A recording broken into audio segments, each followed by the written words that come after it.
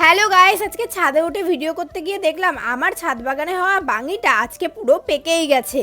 এটাকে অনেক জায়গায় ফ্রুটিও বলা হয়, কিন্তু আমরা এটাকে ছোটবেলা থেকে বাঙি বলেই চিনি। তোমরা কি বলেছো না আমাকে কমেন্ট করে কিন্তু অবশ্যই জানিও। নিজেদের ছাদ বাগানে এরকম ফল হয়ে থাকলে দেখতে তো বিশালই সুন্দর লাগে, কিন্তু একটাই হয়েছে আর এই বছর প্রথম হলো আমাদের ছাদ বাগানে বাঙি, তাই তো এটা খেতেই হবে। সঙ্গে সঙ্গে পেরে নিয়ে চলে আসলাম। আমাকে কিন্তু কমেন্ট করে অবশ্যই জানিও তোমাদের ছাদ বাগানে এরকম কি কি ফল ধরেছে এখনো পর্যন্ত।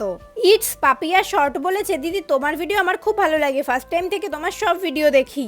আর একজন বলেছে তোমার ভিডিও আমার খুব ভালো লাগে দিদি ভাই, তোমার ভিডিওতে আমার নামটা নিও, আমার নাম মিষ্টি, খড়গপুর থেকে বলছি। তোমাদের দুজনকেই থ্যাংক ইউ সো মাচ। দেখো আমি ফলটা কিন্তু পেরে নিয়ে চলে এসেছি, এবার ধুয়ে টুয়ে ভালো করে কেটে নিলাম। এখন চলো বাড়ির সবাইকে দিয়ে আর নিজেও খেয়ে দেখি কেমন খেতে হলো। বাঙি সাধারণত খুব মিষ্টি হয় না, চিনি মিশিয়ে খেতে হয়, কিন্তু কি জানি নিজের বাড়ির ছাদে হয়েছে তো এর জন্য আমার প্রচন্ড মিষ্টি লাগছে। যাই হোক, গাছের মতো টাটা।